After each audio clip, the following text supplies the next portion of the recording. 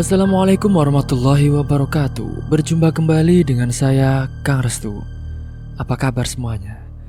Semoga kalian selalu baik, sehat, dan tentunya dimudahkan segala urusannya oleh Tuhan Yang Maha Esa. Amin. Seperti biasa, Kang Restu akan menceritakan sebuah kisah yang berjudul Pesugihan Keluarga Juragan Santo. Dan sebelum masuk ke ceritanya, bagi kalian yang belum subscribe, klik tombol subscribe-nya, klik lonceng notifikasinya, serta like video ini agar kalian tidak ketinggalan cerita-cerita terbaru dari channel ini. Oke, langsung saja tanpa berlama-lama lagi. Ini dia ceritanya.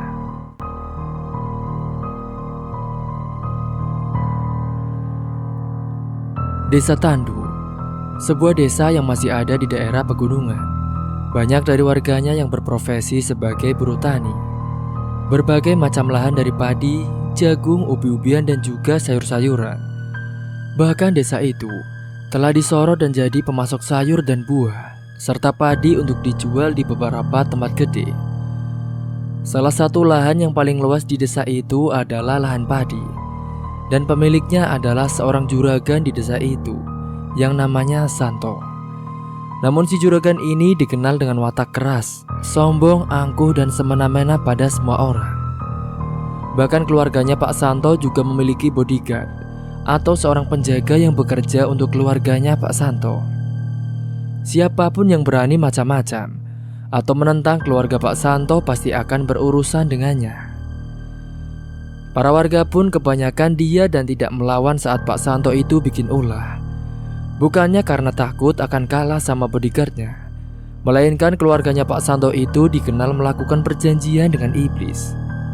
Dan siapapun yang menentang pasti akan kena imbasnya, yakni kena gangguan iblis ingonan dari Pak Santo.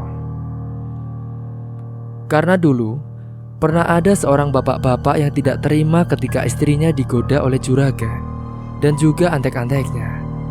Akhirnya dia pun marah dan mencoba melawan mereka. Juragan Santo sempat kena bogeman oleh bapak-bapak itu, tapi akhirnya dia kalah usai dikeroyok oleh para anteknya Pak Santo.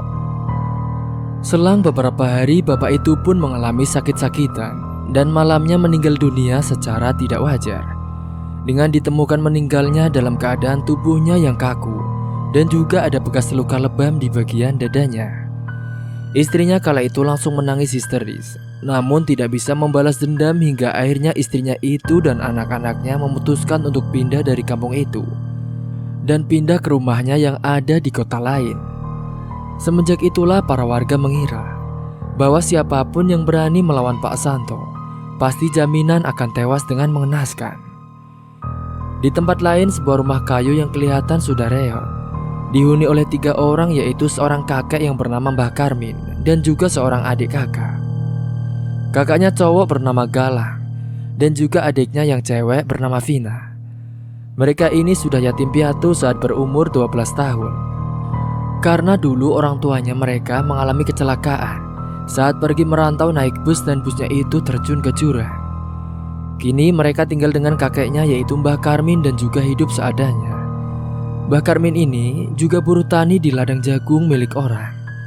Sedangkan Galang yang sudah putus sekolah, dia kerja kuli panggul sayuran yang sudah panen di ladang dan bantu menanam sayuran di ladang orang sekalian. Sedangkan Vina ini, dia masih lanjut sekolah. Dia duduk di bangku SMA kelas 2. Dia dipaksa oleh Galang dan Mbah Karmin untuk tetap melanjutkan sekolah. Dan semua biaya akan diusahakan oleh mereka berdua agar Vina ini bisa lanjut pendidikan. Vina juga sayang banget sama kakek dan juga kakaknya. Terkadang usai pulang sekolah, dia ini bebersih rumah dan masak buat Mbah Karmin dan juga Galang nanti sorenya untuk makan bersama. Vina ini jarang sekali ikut main sama teman-teman seumurannya, karena dia merasa tidak enak ketika melihat kakek dan kakaknya yang berusaha keras demi dirinya. Hingga akhirnya Vina saat itu mutusin untuk jualan keliling gorengan waktu sore tiba. Meskipun tidak banyak, Mbah Karmin dan Galang ini mengizinkan asalkan dia pulangnya sebelum maghrib sudah sampai di rumahnya. Dan waktu itu usai selesai masak, Kemudian Vina pun menyiapkan gorengan yang akan dijualnya dengan sayuran yang telah dibawakan oleh Galang. Karena dia ini bekerja di ladang sayuran, jadi setiap akan pulang selalu diberikan sayuran oleh pemiliknya. Untungnya dia ini memiliki bos yang sangat baik sekali, dan bosnya itu tahu keadaannya Galang dengan keluarganya. Jadi sayuran itu nantinya biasa dimasak dan sisanya dipakai untuk membuat gorengan bakwan. Setelah selesai semua gorengannya itu, kemudian Vina pun menutup pintu rumah. Dia tidak khawatir rumahnya akan kemalingan karena buat apa juga maling datang. Karena di rumahnya toh tidak ada apa-apa dan juga tidak ada barang-barang yang mahal dan juga barang berharga yang akan dijual kembali. Akhirnya setelah pukul 3:15 sore, usai sholat asar, Vina ini mulai berkeliling menjajakan gorengan di rumah-rumah yang telah dia lewati dengan menggunakan sepeda jengkinya. Biasanya Vina ini juga ke desa sebelah, namun dia harus melewati sebuah sungai. Dan untungnya ada jembatan, namun di situ banyak persawahan, jadi suasananya sangat sepi banget. Dia ini berkeliling sembari teriak-teriak menjajakan gorengannya yang masih panas itu. Gorengan, gorengan. Sesekali Vina ini melihat berpapasan dengan ibu-ibu yang lewat. Tak sungkan dia pun untuk menawarkannya, siapa tahu ibu itu berminat untuk membeli gorengannya. Gorengannya bu, masih panas? Enggak neng, maaf ya. Iya bu, tidak apa-apa. Mari bu, ucap Vina dengan senyuman ramah. Dia pun melanjutkan kembali keliling ke rumah-rumah warga. Akhirnya setelah keliling ke sana kemari, alhamdulillah sore itu dagangannya laris dan juga habis semua. Vina pun mutusin untuk pulang sebelum maghrib berkumandang sesuai pesan dari Mbah Karmin dan juga Galang. Tapi setengah 6 sore, Vina pun tiba di rumah dan mendapati Mbah Karmin serta Galang tengah rehat usai pulang kerja. Assalamualaikum. Waalaikumsalam, jawab Galang dan juga Mbah Karmin. Saat itu Vina pun ikut duduk untuk rehat karena capek sudah keliling ke sana kemari. Gimana dagangannya Vin? Alhamdulillah mas, habis semua. Alhamdulillah kalau gitu. Kamu kalau capek jangan dipaksa kerja terus ya Vin. Iya bener Duk, kata masmu itu. Iya mbah, lagian aku seneng kok bisa jualan keliling. Ya sudah, sana kamu mandi dulu Vin. Lalu saat itu mereka pun gantian untuk mandi dan lanjut makan bersama malam itu dengan masakan yang telah dimasak oleh Vina tadi sore. Vina ini selalu merasa bersyukur meskipun tanpa orang tua, karena dia masih memiliki kakek dan juga kakak yang sayang banget padanya. Mereka pun saat itu saling bercerita kegiatannya masing-masing hari ini. Vina juga bilang soal dagangannya yang laris di desa sebelah. Mereka semua pun akhirnya mengucapkan rasa syukur. Sementara di kediamannya Pak Santo, dia terlihat berada di sebuah ruangan yang warnanya serba hitam. Di dalamnya sudah terdapat beberapa sajen dan juga kemenyan yang mengepul. Di dalam semuanya juga sudah tertata rapi. Dan di depannya juga sudah ada ayam cemani yang telah dibakar sampai matang. Kemudian Pak Santo ini mulai berkomat-kamit merapalkan mantranya, menunggu sembahan yang dipujanya itu datang menghampiri. Pak Santo sangat terfokus sekali merapalkan mantranya sampai tak berselang lama. Hembusan angin kencang datang masuk ke dalam ruangan ritualnya itu, yang membuat asap kemenyan itu semakin berhembus ke sana kemari di dalam ruangannya. Saat itu disertai dengan asap tipis yang mengepul datang, yang menghampiri kepada Pak Santo. Dan sesaat kemudian, asap yang mengepul itu berubah wujudnya menjadi sosok buto yang sangat menyeramkan sekali. Sosok buto itu kedua matanya merah menyala dengan tubuh tinggi besar, yang bertaring tajam dan juga panjang. Dan sesaat kemudian sosok itu pun menerima sembahan yang diberikan oleh Pak Santo.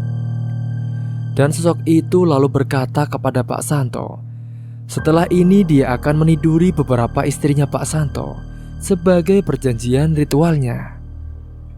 Pak Santo pun mengiyakan saja, karena memang itu sudah menjadi kebiasaan, jadi Pak Santo tidak heran. Ternyata selama ini Pak Santo ini memiliki 3 istri dan mereka hidup satu rumah. Akibat diguna-guna oleh Pak Santo, mereka bertiga pun rukun semua, tidak ada keributan sama sekali. Namun sosok itu tiba-tiba saja bilang kepada Pak Santo, jika dia ingin lebih banyak lagi hartanya, maka Bu Buto itu menyuruh Pak Santo untuk mencari pasangan lagi untuk dinikahinya. Jika kamu ingin memiliki harta yang lebih banyak, aku akan mengabulkannya. Tapi ada syaratnya. Apa syaratnya? Kamu harus mencari pasangan lagi dan kamu menikahinya. Iya, nanti saya akan mengusahakannya, jawab Pak Santo. Saat itu Pak Santo pun akan mengusahakannya syarat itu, supaya dia ini mendapatkan kekayaan yang lebih banyak lagi. Sesaat kemudian, sosok itu pun akhirnya pergi dari dalam ruangan ritual itu dengan meninggalkan sebuah asap dan juga bau busuk yang sangat menyengat sekali.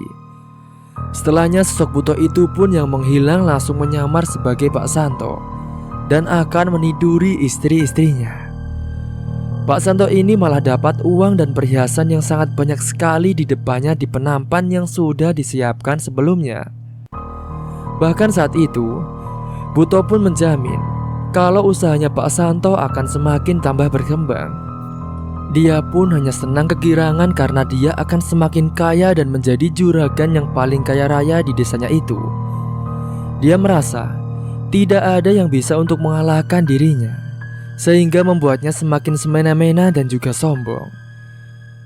Pada esok harinya, Pak Santo ini dan komplotannya itu sedang keliling desa dan tidak sengaja melihat Vina yang sedang jualan gorengan keliling sore itu. Spontan dia pun langsung dipanggil oleh Pak Santo dan lalu digodainya di situ.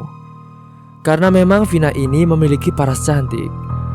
Namun Vina ini sudah pernah diperingatkan oleh Galang dan juga Mbak Karmin, jangan dekat dengan Juragan Santo karena takut terjadi apa-apa dengannya.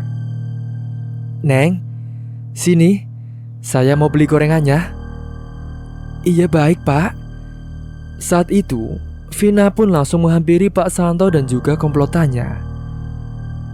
"Kamu ternyata cantik juga ya. Kalau saya jadikan istri, pasti cocok nih." Saat itu Juragan Santo melihat Vina dari atas sampai bawah tubuhnya membuat Vina merasa risih. "Maaf Juragan, jadi beli atau tidak ya?" "Ya jadi dong, masa tidak? Bahkan semuanya saya borong untuk kamu gadis cantik." "Beneran Juragan mau diborong?" "Iyalah, kamu jangan meremehkan saya. Sudah, cepat bungkus." "Iya Juragan, saya bungkuskan." Segera Vina pun membungkus semua gorengannya itu yang sudah diborong oleh Juragan Santo. Setelahnya Juragan Santo membayar dengan memberikan uang 100 ribuan selembar. Dan saat itu dia pun memberikan uang kembaliannya itu untuk Vina. "Sudah, ambil aja kembaliannya buat kamu cantik." "Makasih Juragan. Kalau gitu saya permisi dulu ya." Usai Juragan Santo dan komplotannya itu membeli gorengannya, dia pun segera pergi dari situ karena merasa takut. Saat itu Juragan Santo kemudian terpikir untuk menikahi saja Vina. Dia beranggapan kalau Vina itu pasti mau karena dia orang susah, pasti bakal mau saja nikah dengannya. Apalagi Juragan Santo merasa dia punya uang banyak meskipun sudah punya 3 istri sekaligus. "Menurut kalian, gimana kalau saya nikahin Vina?" "Sikat saja Juragan, lumayan dapat gadis masih sempit." Hahaha, canda salah satu anteknya itu. "Iya Juragan, lagian dia kan miskin, pasti akan menerima Juragan." "Iya betul, aku kan punya semuanya, jadi gampang, tinggal dirayu dan iming-iming saja," ucap Pak Santo sembari tertawa terbahak-bahak dengan komplotannya. Pada malamnya, di rumah Vina ini menceritakan kejadian tadi sore yang dialaminya. Saat sore tadi dia bertemu dengan Juragan Santo kepada Mbah Karmin dan juga kakaknya yaitu Galang. "Mas, Mbah, tadi sore aku keliling jualan. Terus ada juragan sama komplotannya. Mereka beli gorengan aku, bahkan diborong semuanya, Mbah. Tumben banget, Dek. Iya, Mas. Tapi tadi sore aku risih, soalnya juragan itu godain aku. Tapi kamu tidak kenapa-napa kan? Ya tidak apa-apa, Mas. Untungnya aku langsung pergi. Tapi dia mengatakan sesuatu. Mengatakan apa, Nduk? Pak Santo bilang kalau aku cocok dijadikan istri, Mbah. Kamu lain kali harus berhati-hati ya, Nduk. Kalau ketemu sama juragan Santo sama anteknya itu. Iya, Mbah. Aku pasti akan hati-hati. Mereka sangat khawatir dengan Vina karena takut terjadi apa-apa. Malam pun mulai larut. Saat itu mereka pun langsung beranjak untuk pergi tidur ke dalam kamarnya masing-masing. Namun saat itu Vina yang sudah berada di dalam kamarnya, dia tidak bisa tidur karena kepikiran ucapan juragan tadi sore. Dia pun benar-benar takut sendirian, yang membuat pikirannya kacau malam itu. Apa maksudnya ya juragan ngomong seperti itu? Katanya aku cocok untuk dinikahinya. Semoga saja bukan apa-apa. Mungkin dia hanya bergurau saja. Vina ini masih tetap mencoba berpikir positif. Dan seketika malam itu tiba-tiba saja turun hujan, yang membuat suasana menjadi adem dan Vina pun terlelap dalam tidurnya. Pada keesokan paginya, Vina ini bangun lebih awal karena terdengar suara ayam berkokok mulai saling bersahutan, tandanya sudah pagi. Suasana pagi itu disertai dengan embun yang dingin, apalagi semalam habis diguyur hujan. Saat itu Vina pun langsung ke pawon untuk memasak air dan juga memasak untuk sarapannya sembari menghangatkan tubuhnya di depan tungku api yang membara. Dan selang beberapa saat kemudian, Galang pun datang menghampiri Vina yang sudah berada di pawon. Kamu masak apa, Vin? Ini, Mas, masak air buat bikin teh sama mau masak singkong untuk sarapan, Mas. Emangnya tidak ada nasi sama lauknya? Kok rebus singkong? Iya, Mas, sudah pada habis. Mungkin nanti siang aku ke warung buat belanja.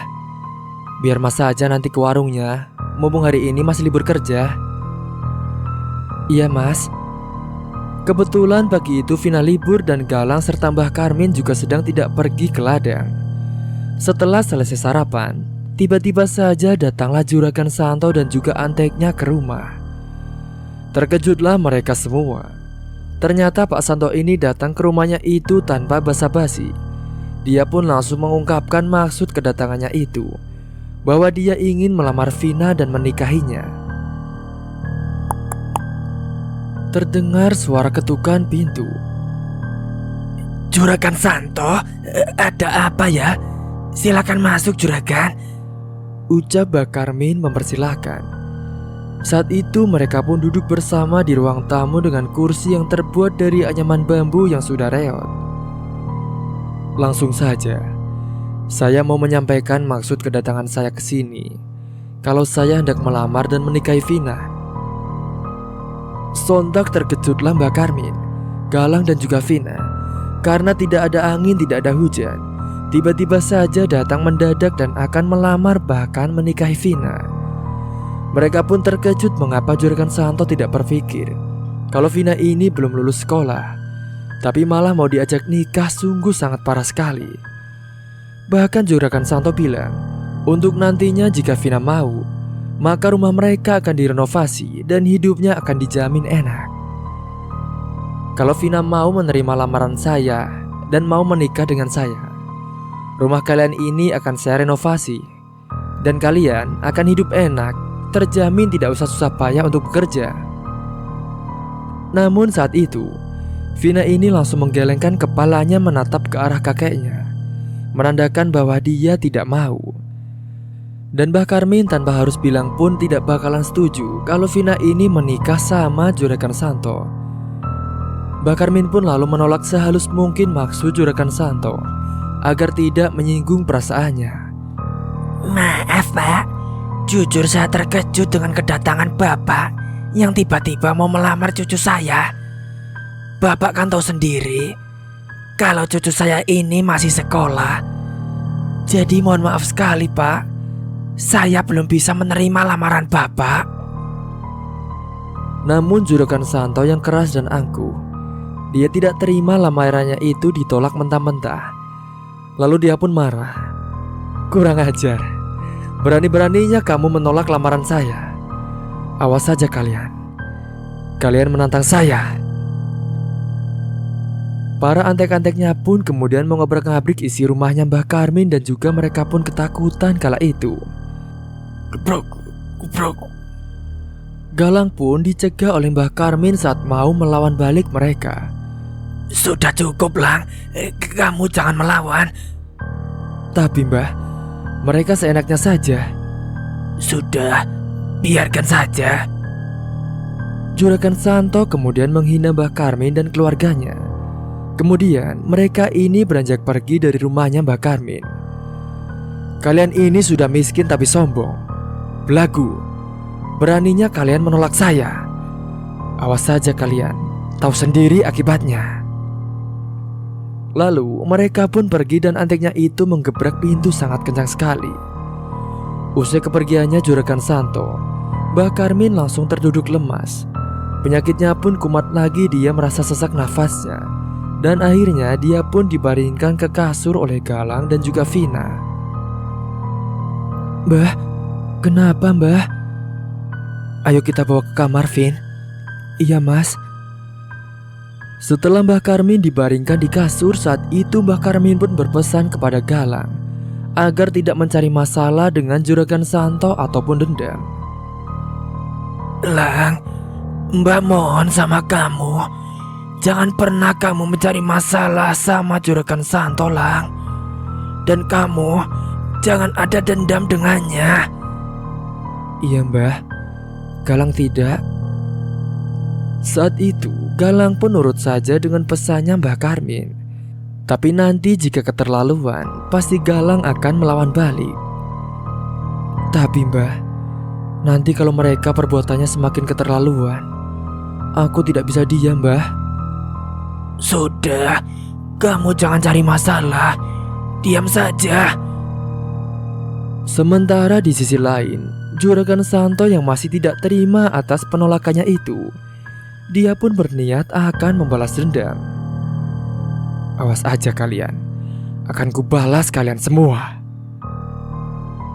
Pada malam harinya, kemudian Pak Santo ini masuk ke dalam ruangan ritualnya. Dia ini seperti biasa sudah menyiapkan sesajen dan juga kemenyan yang sudah dibakar. Saat itu Juragan Santo langsung merapalkan mantranya untuk memanggil sosok iblis sesambahannya untuk memberikan pelajaran bagi Mbah Karmin. Dan selang beberapa saat kemudian, hembusan angin kencang datang dan disertai dengan sebuah asap tipis yang masuk ke dalam ruangan ritual.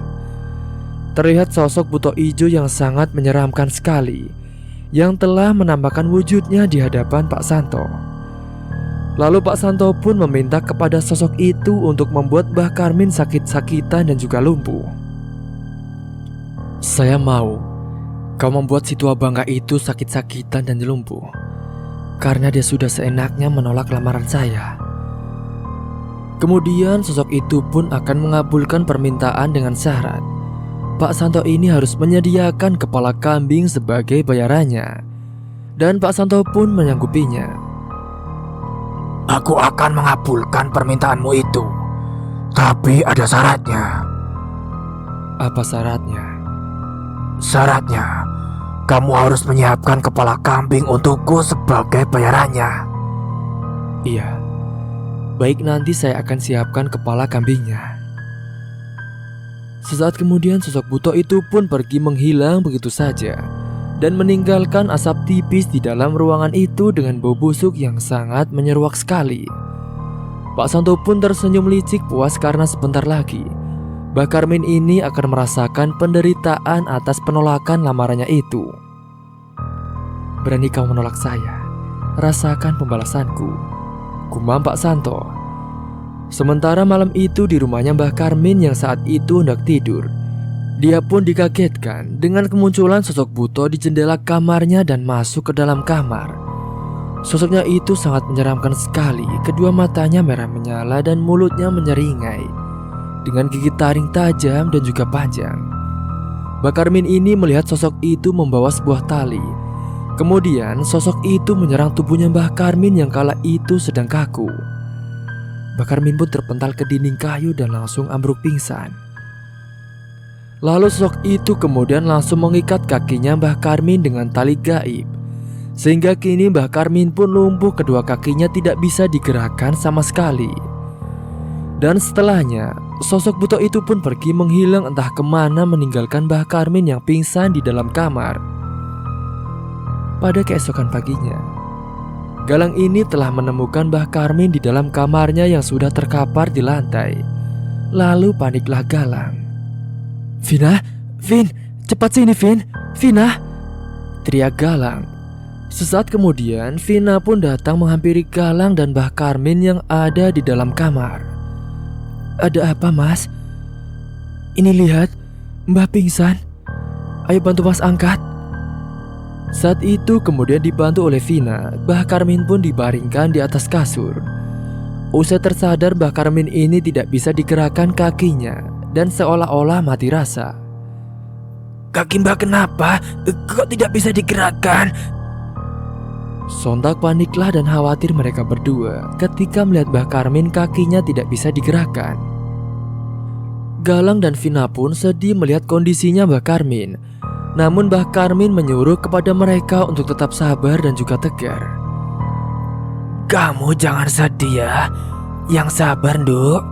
Ya, tegar." "Maafin aku, Mbah. Ini pasti salah aku, Mbah. Pasti Juragan Santo yang sudah melakukan ini." "Sudah, Nduk. Kamu jangan nangis. Sana kamu berangkat sekolah saja. Takutnya kesiangan." "Tidak mau, Mbah. Aku mau jagain Mbah saja di rumah." "Tidak usah. Kan ada Mas Galang. Kamu berangkat sekarang sana." "Iya, Mbah. Aku siap-siap dulu ya." Saat itu Mbah Karmin menyuruh Vina untuk berangkat sekolah dan dia di rumah bersama dengan Galang saja. Dan berangkatlah Vina saat itu ke sekolah. Pada siang itu para warga pun geger soal Mbah Karmin yang lumpuh karena beritanya sudah kesebar. Dan siang itu Pak Santo pun yang lewat di ladang tempatnya Mbah Karmin bekerja. Dia pun mendengar obrolan para petani-petani yang lain yang sedang istirahat makan siang ngomongin soal Mbah Karmin yang tiba-tiba mendadak menjadi lumpuh. Dia pun merasa puas mendengar berita itu. "Bapak-bapak udah tahu belum kalau Mbah Karmin tidak berangkat ke ladang?"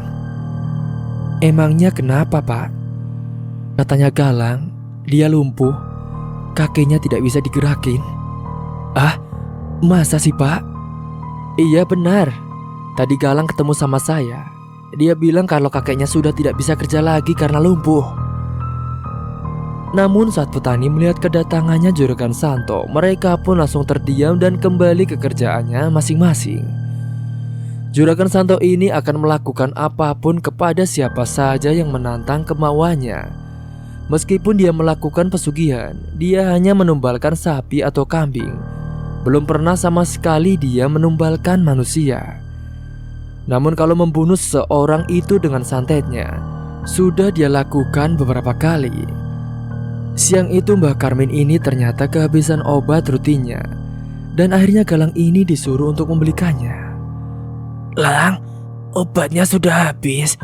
Tolong kamu belikan ya di apotek seperti biasa." "Iya, Mbah. Tapi emangnya gak apa-apa kalau aku tinggal?" "Sudah, tidak apa-apa." Akhirnya saat itu Galang pun beranjak pergi ke apotek yang ada di pasar, dan jaraknya lumayan jauh. Dia pun terpaksa untuk meninggalkan sebentar Mbah Karmin yang ada di rumah. Dia lalu mengayuh sepeda ontelnya itu pergi ke pasar untuk membeli obat di apotek. Dan selang beberapa saat kemudian, dia pun akhirnya sampai juga di apotek dan membeli obat untuk kakeknya itu. Setelah membeli obat, dia ini mampir terlebih dahulu di warung untuk cari makan. Di warung itu Galang nampak lemah sekali dan murung serta gelisah. Tiba-tiba saja ada seorang pemuda berusia sekitar 35 tahunan. Dia ini menegur Galang dan bertanya kepadanya, kenapa dirinya ini terlihat cemas. "Maaf mas, saya lihat masnya ini terlihat cemas. Memangnya ada masalah apa ya mas?" Sontak Galang pun langsung menoleh ke arahnya laki-laki itu. Dia bukan orang sini karena memang asing baginya. Lalu dia pun memperkenalkan dirinya kepada Galang dan mengatakan maksud kedatangannya itu yang datang ke kampung itu. "Oh iya, sebelumnya kenalin mas, nama saya Saroso. Saya bukan dari sini, dan kedatangan saya ke sini karena dapat wejangan dari guru saya untuk mendatangi kampung ini. Karena katanya ada sesuatu yang harus dituntaskan di sini." "Oh iya, nama saya Galang mas." Tidak hanya itu saja, Saroso juga harus membasmi iblis yang meresahkan warga di desa ini. Dan Galang pun langsung paham soal iblis yang dimaksud oleh Saroso, karena itu mungkin saja sesembahannya Pak Santo. "Saya datang ke sini juga harus membasmi iblis yang sudah meresahkan warga di kampung ini." Namun saat itu Galang hanya mangguk-mangguk, dia tidak mengatakan soal Pak Santo. Bisa dibilang Saroso ini adalah seorang pendekar yang tahu soal-soal hal gaib dan akan membantu seseorang dengan kelebihan yang diberikan oleh Tuhan kepadanya. Lalu Galang pun menceritakan apa yang telah dialami oleh kakeknya, karena menurutnya itu adalah hal yang janggal. "Saya memang sedang cemas karena kakek saya tiba-tiba lumpuh dan saya bingung harus bagaimana. Saya tinggal hanya dengan adik dan juga kakek saya mas." Dan Saroso ini sebenarnya tahu kalau memang sakit yang diderita oleh Mbah Karmin itu tidak wajar. "Iya, saya tahu kalau kakekmu itu sakitnya memang tidak wajar. Itu memang pengaruh dari iblis." Kemudian Galang pun memohon bantuan kepada Saroso, dan dia dengan senang hati akan membantu karena memang tujuannya Saroso ke desa itu hendak membasmi kezaliman yang ada di desa itu. "Saya mohon, bantu kakek saya. Saya tidak tega melihat kakek saya sakit seperti itu." "Baiklah, saya akan dengan senang hati membantu. Kalau begitu antarkan saya ke rumahmu." Akhirnya pulanglah mereka. Saroso ini bonceng Galang dengan sepeda ontelnya Galang. Sedangkan kala itu di tempat lain, Vina yang baru saja pulang sekolah dan naik sepeda jangkinya melewati jalanan yang sama yang telah dilalui oleh Galang tadi pas berangkat. Tiba-tiba saja dia ini dihadang oleh Pak Santo dan juga antek-anteknya di jalan yang sepi. Mereka ini berniat akan memperkosanya. Sontak Vina pun langsung terkejut ketika melihat ada mereka. Dia pun mencoba untuk menerjang melewati mereka begitu saja. Akan tetapi saat dia hendak menerjang mereka, dia ini malah terjatuh dari sepedanya. Kemudian Vina pun langsung dipegangi oleh dua orang anteknya Pak Santo. Vina pun meronta-ronta dan teriak meminta tolong saat Pak Santo hendak mulai menyentuh tubuhnya. Tolong saya, tolong." Saat itu terdengar suara tamparan dari pipinya. Saat Vina sedang berteriak minta tolong, tiba-tiba saja Vina ini langsung ditampar oleh Pak Santo dan menyuruhnya untuk diam. "Diam. Percuma kamu teriak juga tidak ada yang dengar. Lihat, di sini sangat sepi," ucap Pak Santo. Namun dari kejauhan, Galang dan Saroso yang baru pulang dari pasar. Mereka ini mendapati Vina sedang diganggu oleh Pak Santo dan juga anteknya. Murkalah Galang dan berkata pada Saroso bahwa itu adiknya yang sedang diganggu. "Kurang ajar mereka. Siapa? Itu, adikku diganggu sama juragan dan anteknya. Ayo, tolong bantu saya." "Ya sudah, ayo kita samperin." Untungnya Galang dan Saroso datang sebelum Vina diperkosa, dan Vina pun menangis kala itu dipegangi oleh mereka. "Lepaskan adikku." Saat itu Galang pun mencoba untuk melawan antek-anteknya Pak Santo. Dia pun sempat memukul satu orang. Namun dia pun akhirnya kalah dan jatuh usai dihajar dua orang anteknya Pak Santo. Akan tetapi dengan sikap Saroso ini menghalau pukulan mereka dan mengajarnya. Saroso minta untuk melepaskan Vina, namun mereka menyuruh kepada Saroso untuk jangan ikut campur lalu mengeroyok Saroso. Lepaskan gadis itu sebelum tulang kalian saya patahkan. Kamu siapa? Mau jadi jagoan kamu? Kamu tidak usah ikut campur urusan kita. 3 orang itu lalu menyerang Saroso, sementara Vina sekarang dipegangi oleh Pak Santo sendiri. Ternyata Saroso jago bela diri dan usai pertarungan sengit terjadi, salah satu dari mereka anteknya itu dipukul babak belur sama Saroso, dan 2 lainnya itu jatuh tersungkur. Saroso lalu menyuruh mereka untuk menyerah saja, namun salah satu dari mereka mengeluarkan pisau dan menyerang Saroso. Saroso yang sudah geram akhirnya pun mencekal tangannya dan membuang pisau dari genggamannya orang itu. Lalu tanpa ampun Saroso pun langsung matahin tulang-tulang tangan itu, dan dia pun langsung mengerang kesakitan. Saroso pun mengancam jika masih membuat keonaran, dia tidak segan akan membunuh mereka. Saroso kala itu tegas dan serius dengan ucapannya. Bahkan Galang kaget melihat ketegasannya. Namun Saroso ini akan selalu membela yang benar, dia tidak akan menggunakan kelebihannya itu di jalan yang salah. Akhirnya Pak Santo pun ketakutan dan menyerahkan Vina. Vina pun langsung nangis di pelukannya Galang yang juga sedang kesakitan saat itu. Kamu tidak apa-apa kan, Vin? Tidak apa-apa, Mas. Untungnya ada Mas sama abang itu. Makasih ya, Mas. Bang. Pak Santo pun kabur beserta dengan anteknya itu meninggalkan Galang, Vina, dan Saroso. Vina bahkan bersyukur karena mungkin saja Saroso itu bisa membantu mengatasi Pak Santo. Karena selama ini semua warga desa tidak ada satupun yang berani melawan Saroso. Kemudian mereka pun lanjut pulang ke rumahnya Mbah Karmin. Galang pun boncengan Vina, dan Saroso pun mengayuh sepeda jengginya Vina. Namun kala itu Galang khawatir kalau Pak Santo nantinya akan mengirim teluh ke keluarganya. Namun Saroso mencoba menenangkannya karena Saroso akan siap membantunya. Sesampainya di rumah saat itu Saroso dan Galang duduk di depan teras rumah terlebih dahulu untuk ngobrol-ngobrol. Aku takut nanti Juragan Santo ngirim teluh ke keluarga aku. Kamu tenang saja, Lang.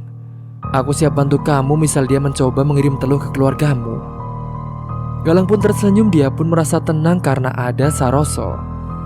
Setibanya di rumah Mbak Karmin, Saroso langsung diarahkan ke kamarnya Mbak Karmin. Dan benar dugaannya kalau Mbak Karmin sudah diguna-guna. Dan akhirnya Saroso pun akan membantu menyembuhkan Mbak Karmin yang lumpuh.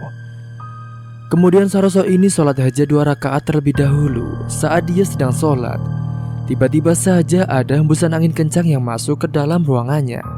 Dan saat itu Saroso melihat ada sekelebat bayangan hitam yang melintas. Setelah beberapa saat kemudian, lalu Saroso pun duduk di sampingnya Mbak Karmin. Dan dia mulai membacakan doa-doa dan mulai melepaskan ikatan tali gaib di kakinya Mbak Karmin. Hembusan angin kencang saat itu semakin kencang, dan hawa pun dingin padahal suasana masih sore hari. Terdengar juga suara gebrakan jendela karena tertiup oleh angin yang kencang. Saroso pun terus merapalkan bacaan-bacaan entah apa dengan mulutnya yang terus berkomat-kamit. Saat itu Mbak Karmin teriak kesakitan saat Saroso membacakan ajiannya itu. Kakinya ini terasa sakit sekali. Saroso pun terus membacakan ajiannya sampai malam pun telah tiba. Vina dan Galang pun merinding saat itu karena suasananya sangat mencekam sekali. Hembusan angin yang semakin kencang, apalagi tiba-tiba saja lampu di dalam rumahnya itu padam sehingga semuanya menjadi gelap. Namun anehnya tiba-tiba saja Saroso mengeluarkan sebuah cahaya terang yang ada di dalam kamar itu yang membuat suasana tidak menjadi gelap gulita.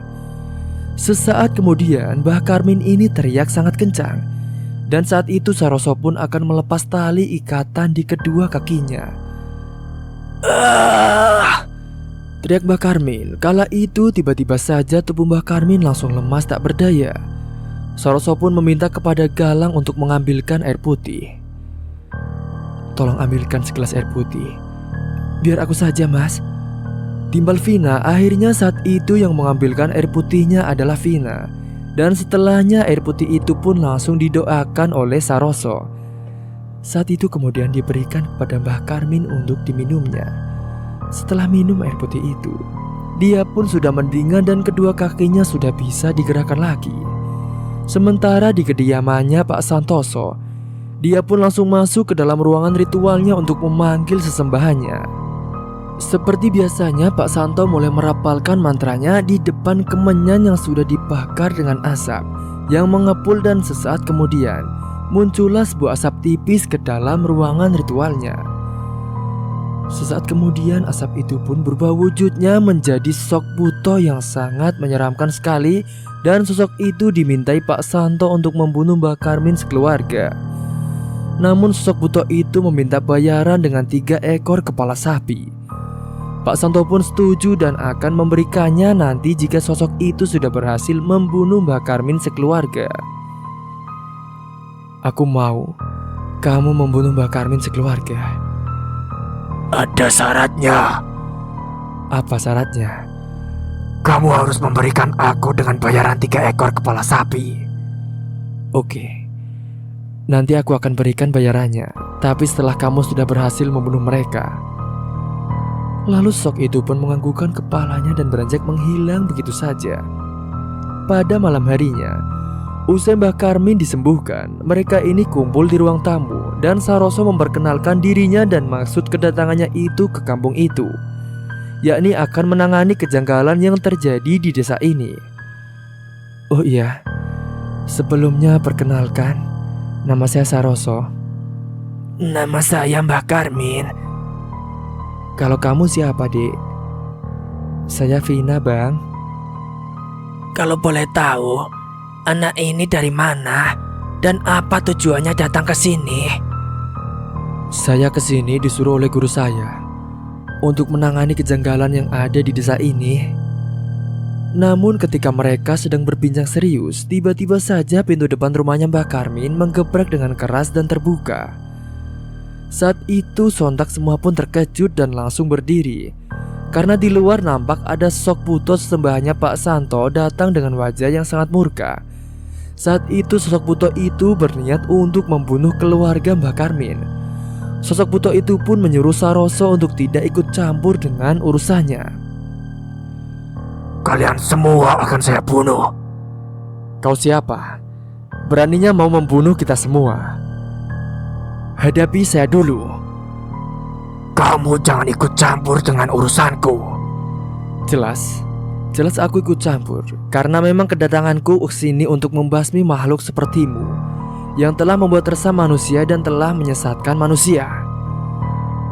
Sontak sosok itu yang murka mendengar ucapannya Saroso langsung mengirimkan sebuah bola api terbang ke arahnya Saroso.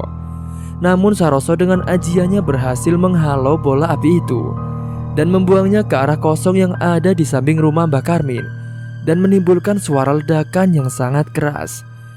Sontak para tetangganya Mbah Karmin pun mengintip dari balik rumahnya masing-masing. Mereka merasa ngeri dengan apa yang sedang terjadi di rumahnya Mbah Karmin. Tidak hanya sekali, ledakan itu pun terjadi berkali-kali membuat malam itu semakin mencekam sekali. Namun sosok itu berkata bahwa Saroso tidak akan mampu untuk mengalahkannya, karena dia merupakan Raja Buto di desa ini. Menyerahlah kau, wahai manusia. Kamu tidak akan mampu untuk mengalahkanku, karena aku ini adalah Raja Buto di desa ini. Saroso pun tiba-tiba saja duduk bersila di halaman rumahnya Mbah Karmin dan sambil membacakan sesuatu. Tak lama kemudian dari belakang tubuhnya Saroso muncullah sosok harimau hitam dan sosok pria yang berprajurit seperti zaman dahulu yang sangat terlihat berwibawa. Bahkan Mbah Karmin dan Galang pun hanya bisa melihat hal itu. Mbah Karmin kaget dan dia pun seakan teringat sesuatu, yaitu soal pendekar yang zaman dahulu sangat dikenal di masa jayanya. Mbah Karmin pun lalu berucap, Saroso, apakah engkau adalah keturunannya? Sosok buto itu juga panik saat melihat sosok yang ada di belakang tubuh Saroso dan berucap, Siapa kau sebenarnya? Kau tidak perlu tahu siapa aku. Saroso pun menyuruh sosok harimau hitam itu untuk menerkam sosok buto itu dan melumatnya. Sosok buto itu pun kalah dengan cakarannya dan cabikan harimau itu, dan dia pun akhirnya musnah, bahkan seakan malam itu tabir dunia gaib terbuka. Semua orang bisa menyaksikan pertarungan mengerikan malam itu. Bahkan para warga yang mengintip dari dalam rumahnya. Kemudian Saroso pun mohon bantuan kepada sosok yang menyerupai prajurit itu untuk memusnahkan sosok antek-antek gaib si Raja Buto tadi, dan lalu mengamankan desa dari gangguan gaib. Sosok itu pun mangguk dan segera menghilang disertai dengan Saroso yang menghembuskan nafas panjangnya. Dia pun segera menutup tabir gaib yang terbuka kala itu. Mbah Karmin, Galang, dan Vina pun terkagum-kagum pada Saroso. Bahkan para warga yang tadinya ketakutan kini beranjak keluar rumah. Wah, hebat sekali dia ya, Lang. Iya mbah, aku juga kagum dengannya. Saroso kemudian menjelaskan lagi bahwa gangguan gaib di desa ini insya Allah sudah dimusnahkan. Bahkan Pak Santo yang katanya melakukan perjanjian dengan iblis sudah tidak bisa lagi untuk melakukan hal itu. Para warga pun sontak antusias merayakan hari kemenangan itu. Dan mereka pun mengucapkan terima kasih pada Saroso. Dan malam itu warga memutuskan untuk melek mengi. Pada esok paginya, para warga yang sudah kesal dengan Pak Santo kini akhirnya bisa menumpahkan amarahnya yang sudah dari dulu terpendam. Mereka sudah tidak takut lagi akan ancamannya Pak Santo. Mereka pun berbondong-bondong ke rumah Pak Santo tanpa sepengetahuan Saroso. Mbah Karmin sekeluarga pun datang ke sana. Pak Santo, keluar Pak. Jangan jadi pengecut Pak. Kalian mau apa? Jangan buat keributan di sini, ucap salah satu anteknya. Kami mau menghajar Pak Santo. Emangnya kalian tidak takut? Kami sudah tidak takut sama sekali dengan dia. Pergi kalian, atau hadapi kita dulu. Akhirnya saat itu mereka pun bertarung dengan para anteknya dengan meluapkan semua kekesalan yang ada. Bahkan dengan ganasnya warga pun menghajar para antek-anteknya Pak Santo sampai terkapar tidak berdaya. Istri-istri Pak Santo pun akhirnya diamankan para warga dan ditemukan mengenaskan dengan kondisi tubuh yang kurus akibat dijadikan budak pemuas nafsu sesembahannya. Dan kala itu langsung diberikan perawatan, sementara Pak Santo yang bersembunyi di dalam rumah. Dia pun langsung dibawa para warga menyeret paksa keluar dan dihajar habis-habisan oleh warga. Pak Santo, keluar. Sembunyi di mana kamu? Keluar Pak. Para warga pun langsung menggeledah seluruh isi rumahnya dan beberapa saat kemudian akhirnya ditemukan mereka. Mereka pun langsung menghajar bahkan keluarga yang dulu sempat menjadi korban Juragan Santo. Itu adalah paling beringas menghajar Pak Santo. Sementara Saroso dan Mbah Karmin sekeluarga pagi itu dikagetkan dengan salah satu warga yang mendatanginya dan memberitahu kalau Pak Santo sedang dihabisi oleh massa. Maaf semuanya, saya mau ngasih tahu kalau itu para warga sedang menghabisi Pak Santo. Astagfirullahaladzim. Segera mereka pun langsung beranjak pergi menuju ke rumahnya Pak Santo. Namun saat Saroso dan Mbah Karmin sampai di sana, ternyata semuanya sudah telat. Pak Santo dan antek-anteknya itu sudah tidak bernyawa lagi dan tewas mengenaskan. Bahkan kala itu, warga tidak sudi jika jasadnya dimakamkan di desa itu. Mereka kemudian memanggil ambulan dan menyuruh pihak rumah sakit untuk melakukan penguburan. Terserah dimanapun itu asal jangan di sini. Sehari setelah kejadian itu, Saroso yang juga nginep sudah 2 hari di rumah Mbah Karmin. Kini dia pun memutuskan untuk kembali pulang karena semua sudah selesai. Galang pun mengucapkan terima kasih atas bantuannya itu, karena atas bertemu dengan tidak sengaja hingga akhirnya bisa membebaskan desa dari belenggu iblis sembahan Pak Santo itu. Mas Saroso, saya mengucapkan terima kasih banyak karena sudah menyembuhkan kakek saya dan juga memusnahkan iblis yang ada di desa ini, Mas. Iya, sama-sama. Kalau begitu saya mau pamit pulang dulu ya kepada semuanya. Dan untuk Mbak Karmin, saya terima kasih karena sudah memberikan saya tumpangan untuk menginap di rumah kalian. Bahkan para warga pun mengucapkan terima kasih juga dan mengantarkan kepergian Saroso. Terima kasih ya Mas, karena emas desa kita menjadi aman dan kembali tentram seperti dahulu, Mas. Iya, sama-sama semuanya bapak-bapak, ibu-ibu. Oh iya, ini Mas Saroso. Mohon diterima ya. Anggap saja ini sebagai tanda terima kasih dari kita semua. Iya Pak, terima kasih, saya terima ya. Saya mohon pamit. Dari mereka juga ada yang memberikan hasil taninya pada Saroso sebagai ucapan terima kasih. Saroso pun menerima karena untuk menghargai mereka semua. Setelah kepergiannya Saroso, Mbah Karmin bersyukur karena keluarganya masih selamat semua. Dan dia masih kepikiran tentang terah dari Saroso yang membuatnya penasaran. Apakah benar dia adalah orang keturunan itu? Mbah Karmin pun duduk di depan teras rumahnya melamun sambil minum kopi buatannya Vina. Mbah Karmin berharap di sisa umurnya itu semoga bisa berjumpa lagi dengannya. Cerita pun tamat.